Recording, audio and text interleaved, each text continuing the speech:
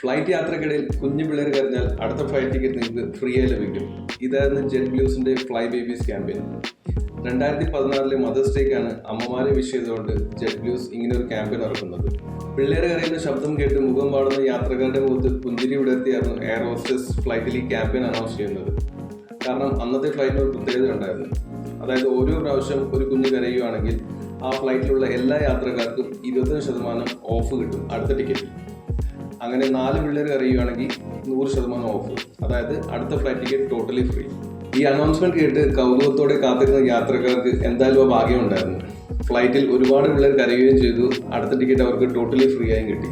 ശരിക്കും വളരെ വ്യത്യസ്തമായ ഒരു ഗീവ് അവേ ആണ് ജെറ്റ് ബ്ലൂസ് 2016 ഈ ക്യാമ്പയിനിലൂടെ നടത്തിയത്.